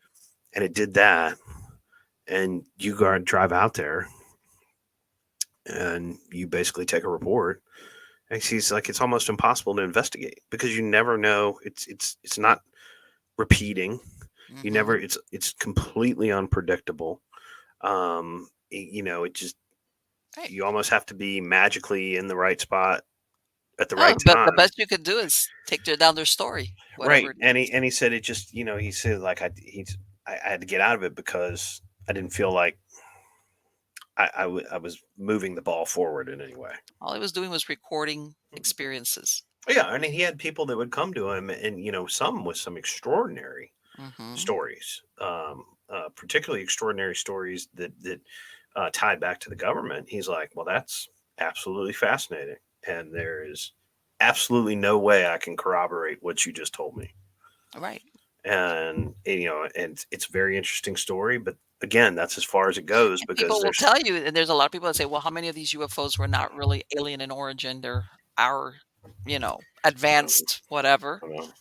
And, I, people I see it and they're like, what the hell is I that? think there's a percentage that is that, but I don't think it's that much. Well, and that's the thing. Like, it's like what's there, what's not. I don't know. And eh, I'll tell you one last story before we. I interviewed a while back. This gentleman's passed on since then. This gentleman, he was running a Bigfoot society out of Alabama since the Hmm. 1970s. Okay. And he would tell me, he lived out in like a rural part of Alabama. And he told me, Marlene, it got to the point where people would see things either crossing the road and things like that. Hmm. They would call the police. You're right. The Hmm. police would get there and they're like, what do you want us to do? So he Yeah. says that he would end up, some of these people, he would end up, they would take them to his house if they were close by. And they say, hey, tell him this story, this man. And he told me, he says, Marlene, you know what? I can't say what these people saw, but they believed. In other Yeah. words, Yeah. they really believed that they had seen Bigfoot or something that scared them. And he says, and I had a couple that even told me, you know, can we stay here until daylight? I mean, he says Hmm. they were not faking it. They were not making up a story Hmm. to the Oh, and I'll say again. I mean, I think there's a lot of strange stuff out there, yeah. and I think there's a lot of validity to what gets reported as strange stuff. But we kind of, as a society, with our sometimes our lack of critical thinking and our pop culture and all that have really sensationalized so much of this Of course. and transformed it into entertainment, Sure. um, more so than skeptical inquiry, Okay. and that the waters are really muddied, um, Well, you know and what? But and you if you got to look at sort through a lot of it. but you know what? Even let's say we'll go to the ghost thing. Even before, let's say that we could say, well, this last 20 years where they've had all these reality shows having to do with the paranormal. Back then, at the beginning, there was, especially post Civil War, there was the spiritualism thing Hmm. where, it was that version of, I mean, obviously they didn't call it entertainment, but, Well, but it was. I mean, it was treated as a as a yeah, parlor game, yeah. And you had and people, and of course, a lot of people driven by grief, that's usually who right, like, and I think we need to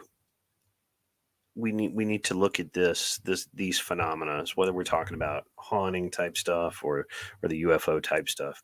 You know, something's going on, and we need to approach it with science and reason and you know open minds and really look to get facts and data.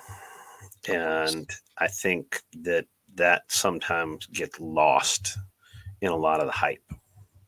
Um, but there's something also, Alan, which is, and I understand what you're talking about as far as gathering something that can be reported. But sometimes you could have your own personal experience Sure, that will make sure, you a believer. And you could say, you know what? I could never reproduce this. I could never sure. make anybody believe that what I saw. But No, I especially think if you're I one think of these that's people true. that it's like, hey, I've discounted every reasonable explanation that was what I saw. Hmm. Okay. And I know that that's what I saw. And, you're a believer and you could, like you said, you set that aside when you're doing your investigation. But I think there's also something that shifts in you because you witnessed it firsthand. I And think unless you're that's delusional, I don't. I think that's very true. Where what I'm referring to is showing the validity of this to society at large. oh, You there's know, always not that's a you know what? That's because of the nature of what you're trying to do, that's very difficult. and being able not on the individual level. Yeah, I think what you're talking about Hmm. has merit. But being able for society to go, this phenomena is real. Maybe we don't understand what it is or how it happens, but it's real. Right. Um, that kind of thing is exciting. Sure. But then That's you're going to interesting. have, if you prove that there's, let's say, well, I'm going to go with the theory of, the soul persists, you're going to have a lot of atheists are going to be very upset. No, maybe I don't know.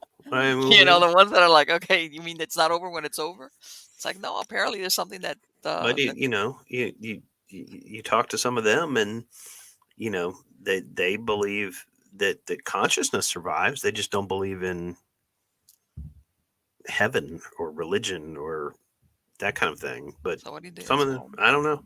I I think don't that know. sounds kind of boring, like, or an agnostic, or an unacknowledged agnostic that calls himself an atheist. It it I'd it's I'd rather go with the pearly gate version, to be honest with you. I'd be like, you mean that's it? And then I'm gonna it's be what, wandering around looking at people living? yeah. It's funny that I've been doing this now for what, coming up on 17 years, Okay, and I probably have more questions than when I started, sure. That's and innate. Everything. I don't feel as definitive about I'm just there's a whole lot going on, and I'm just not sure that I knew what I thought I knew. Well, you know, that's so usually the way it works. Is that how's this? Sometimes that's what happens. Like, when you open one door, then others open Mhm, up. And it's not till you open that first door mhm, and then you go through, then you realize, man, or like you said, a rabbit hole is like, mhm. this rabbit hole is really, really deep. Yeah, yeah. And then, and once you're hooked, you're hooked. Hmm. you know. Again, I think there's plenty of evidence to show that there's something going on, and hopefully, the we as a society become open-minded and curious enough that mainstream science, and there are definitely mainstream people in mainstream science that don't take this position, but that mainstream science goes, we really want to look into this a lot. We really want to explore this a lot, and we're going to start funneling university dollars, en masse into this type of research because we want to know what's going on. That would be wonderful. But you know what? I think that this line that line blurs between scientific and non-scientific just because we're talking observation of what? Um that like you said, and I hate to say it, but a lot of these academics, they have big egos, Mm, you know, yeah, and but I mean, we have a professor, a uh-huh. dean on our as our vice president, our organization's vice president, and he's one of the most intelligent and just genuinely curious people that you ever want to meet. Okay. Who doesn't who really sits there and thinks about things and doesn't just offhandedly dismiss, you know. And I think there's a lot of those people out there. Sure. I know I'd there's a want lot of people more. that would like unless they've actually had their firsthand experience that want that because let's face it, I don't care what anybody says, nobody, even the atheist, nobody wants to be thinking that that's the end of it.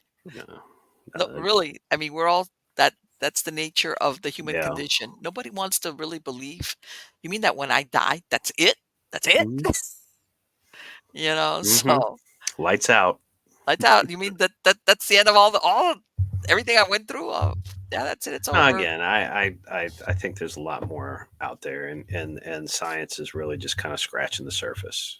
So, I and know there's we're a over lot. here in our corner, kind of trying to do our part. Like, So, of course, that is we're the only animals that explore. hmm Humans are the explorers, whether hmm it's physical exploration or in this case scientific yeah. exploration. That's us humans. Alan, for my podcast listeners, Alan, where can they find you at? What work you're doing? So they can find us. Our website is centerpri.org. They can Okay, also find us on Facebook, Center for Paranormal Research and Investigation, CPRI. okay, We stay pretty active on Facebook, and they can also find us on Twitter as well. okay, I'm not sure how okay, much tweeting we're doing. I don't okay, handle that aspect of it, but Facebook is a great way to find us. okay. Yeah, it's like sorry, Elon. Everybody still calls it Twitter. It's not X. I don't care what you Yeah, call Twitter, X. it. I know. To me, it's like what a I waste don't of care what you time, call it. man. I'm Yeah, personally not on it. you tell somebody X and they look at you like going, "What? Yeah. Twitter? Oh, Twitter. Okay." It's like Yeah, yeah. So they please check us out. We do try to stay current and with sharing things that we're doing, let me ask you: things do you that we guys ever found. do presentations for? We do. That is as a 501c3 nonprofit, we chartered ourselves as an educational organization. Okay, So part of fulfilling our educational mission is doing things from this podcast mm-hmm. to doing presentations um, at various locations. One of the things that we have done is like Bacon's Castle, and I come back to that because that's Right. just such a spot we have so much involvement with. Um, is twice a year, the second and last weekends of Okay. October to Okay. coincide with Halloween, of course. Yes. They do historical tours there, Okay. and we come in and we set up all of our equipment, lay out everything as if it was a normal research project there, Yeah. and they people coming in get the history of the building, but they also get um, a healthy dose of what we do and how we do it, what makes us different from a lot of what's out there. Um, so that is that's part of our mission is not just to show people what we do, but explain them kind of our approach, Sure. and Exactly. that we're coming at it from that scientific perspective, the experimental design perspective, critical, but open minded. Exactly. Absolutely. I'm going to put a link to your your website on the credits of the show, but it has been an Please, absolute pleasure to speak to you, thank you Alan. so much. I've Thank enjoyed it. you. You're great, Thank you know, thank you. and I will be staying in touch with you, and I'll be following up also on your recommendations for guests, most definitely. Yeah, please. Thank you so much. Take care. Take care. Bye bye. Hey. Okay, so here we go. See, for all those people that think, "Oh man, all you ghost hunters, you're ready to believe. You're ready to believe anything." No, we're not. And I've said it before. For people that always want to say that, okay, let me qualify this. Real, real ghost hunters, researchers, whatever you want to call them, paranormal researchers, the real ones, not the ones that are into the sensationalism. We have, I don't want to talk for myself. I have a higher standard to accept something as paranormal than, than somebody who doesn't.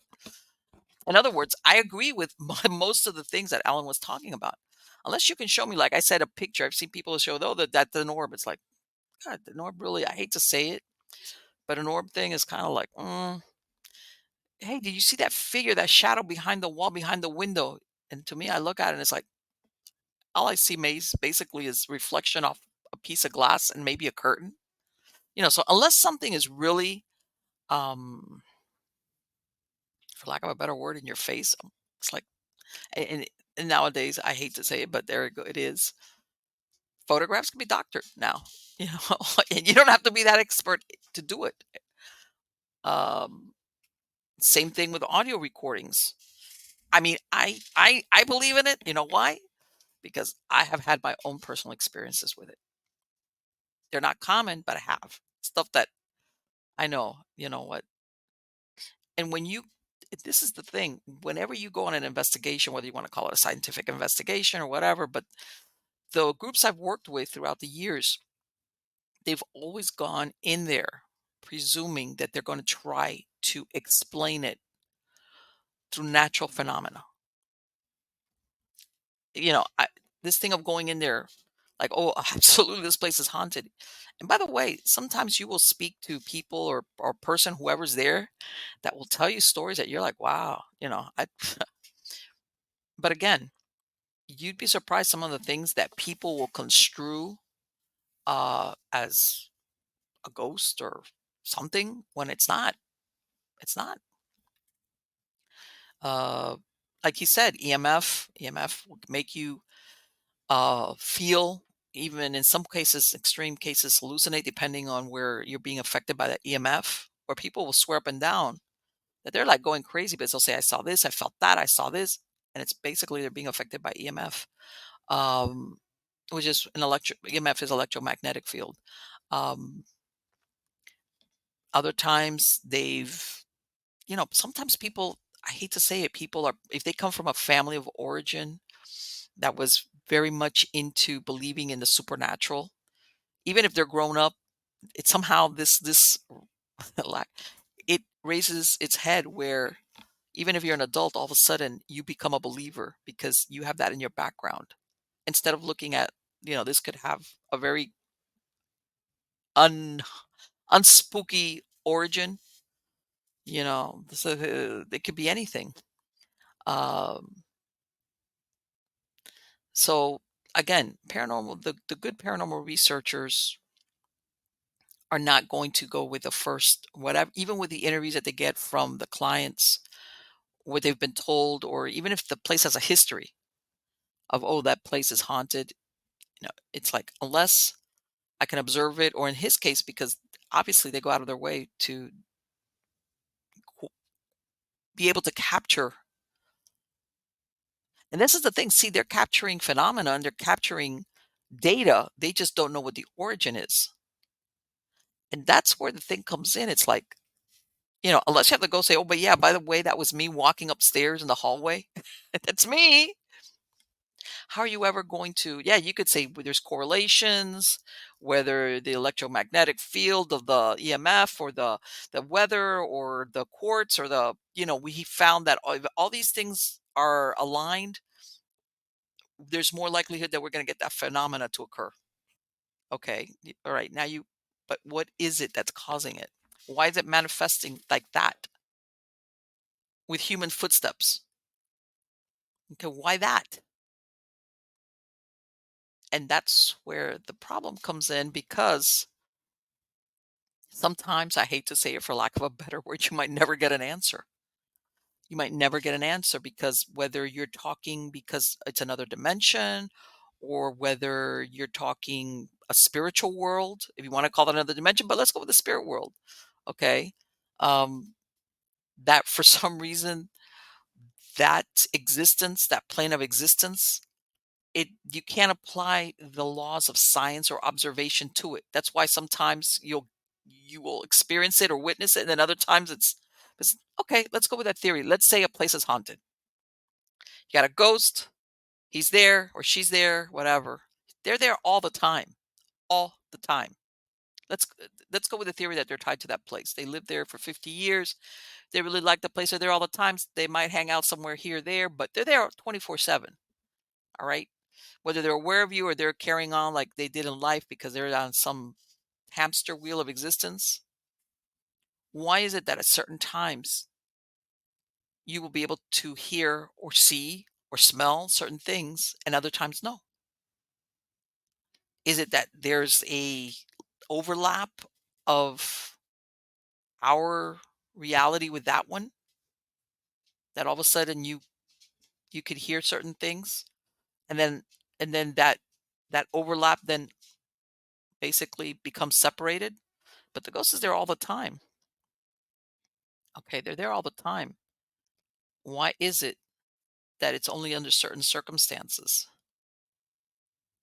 that phenomena is seen or recorded or whatever, whatever the phenomena is, whether it's auditory, visual, which, like he said, he's absolutely right. Visual is the least. And I have to laugh because a lot of psychics, when you speak to them, not all of them, most will tell you that even when they say, I saw this apparition, basically they're talking, I saw it in my mind's eye.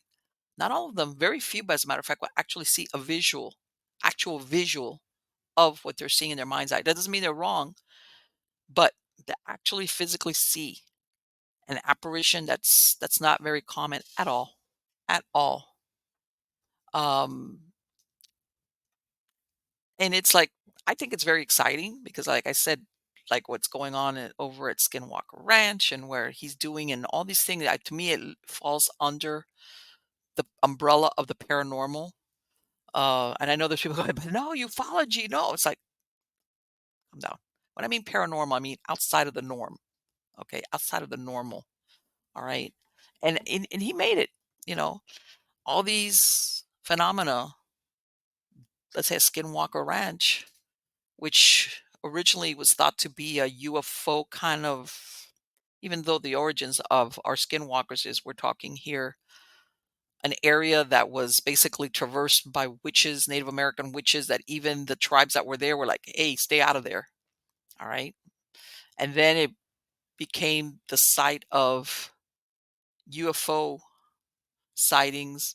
But then you throw in there these paranormal phenomena that people have experienced, that hitchhiker effect.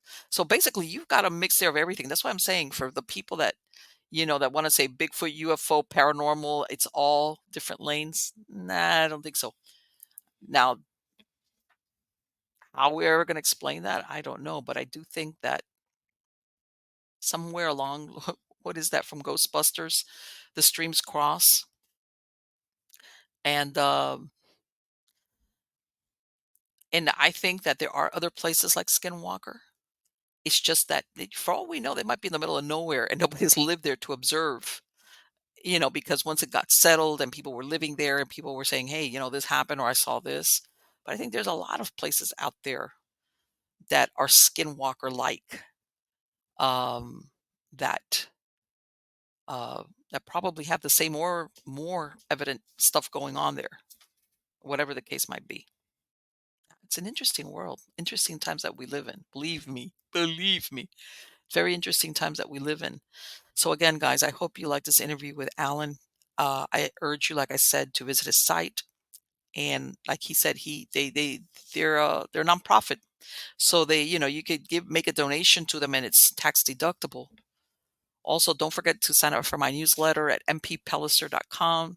You'll find a link there to the Substack. And again, if you want to listen to uh, any of the podcast versions of any of the stories of the supernatural story time, or Nightshade Diary, I have all, like I said, you can listen to it on the browser or download the MP3 file. And the only plus of that is there's no commercial interruptions. You're taking it off my site. I don't stop for commercial interruptions. So, but if you have your own podcast platforms, I have links there that will take you, and you can subscribe to any of the series that you want. And like I said, on the Substack, I shoot out articles about weird stuff. There's a lot of interesting stuff. If that's your bag, baby, I've got it. So please come back next week. I have a lot of interesting people coming up. Season 15. And before you know it, we will be in 2024. Can't wait, right? Again, you're all wonderful. Thanks for stopping by. Take care.